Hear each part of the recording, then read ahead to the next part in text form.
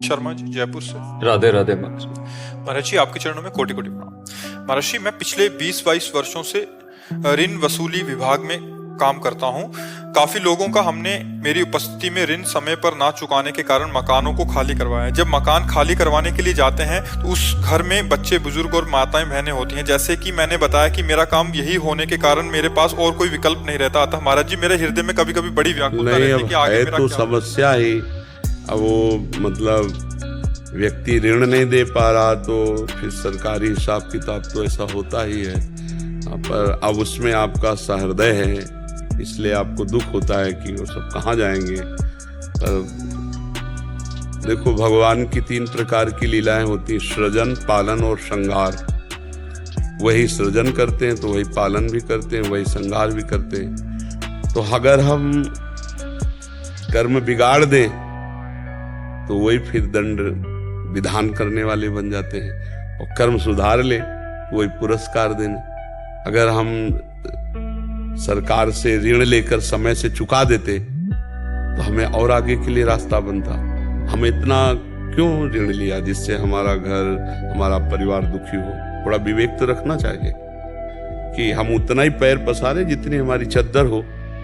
हम व्यर्थ का ऋण ले लेकर के व्यापार नौकरी ऐसे बढ़ावा यश कीर्ति के लिए कि वो समझ नहीं पाता, तो या फिर व्यसन आदि में फंसकर, दुर्व्यसन आदि में फंसकर। तो हमें लगता है कि ऋण उतना ही लेना चाहिए जितना हम चुका सकते हैं। और हमें लगता है कि ऋण विशेष कार्यों में, जैसे बेटी का ब्याह है या कुछ ऐसे विशेष कार्यों में भले ले ले, नहीं तो मेहनत करके खा ले। ऋण से धनी आदमी बनने की चेष्टा में प्रायः उनका परिणाम अच्छा नहीं देखा गया। नहीं, बड़ी बड़ी कंपनियां बिक गई। तो अब भाई सरकारी आप आदमी हैं और सरकार के आदेश से आप जा रहे हैं तो आप सहृदय इसलिए दुखी होते हैं, पर वो तो होगा।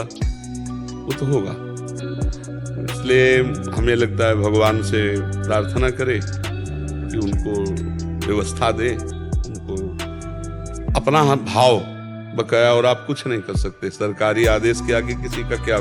बस आप नहीं तो दूसरा अधिकारी आ जाएगा। मान लो आप उसके कार्य में बाधा पहुंचाए सरकारी कागजात, तो आपको हटाकर दूसरा अधिकारी, वो तो होगा ही जो होना है। तो ऐसे ही विनाश लीला भगवान की होती है, वही तो करते हैं जो हमारे कर्म परिणाम, तो फिर विधान वही कर देते हैं। तो थोड़ा हृदय को भी मजबूत रखना पड़ेगा। नाम जप करते हैं कि जिसकी सृष्टि लीला है उसी की पालन लीला है, उसी की संहार लीला है। तो संहार लीला का एक अंश तो ये हुआ ही ना। इसलिए धैर्य रखो, नाम जप करो, सामने वाले के लिए मंगल कामना करो, है ना।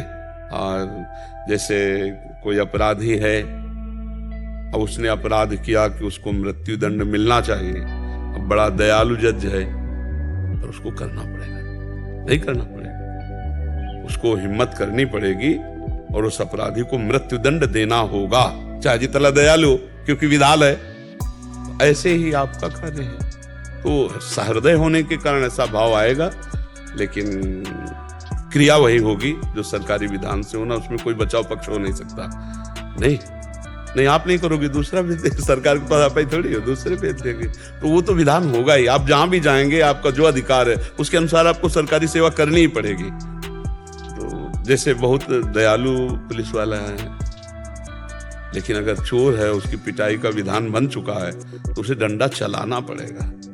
चाहे जितना दयालु हो, डंडा चलाना पड़ेगा, क्योंकि डंडा चलाने से वो पवित्र होगा और वो कानूनी विधान से युक्त होगा।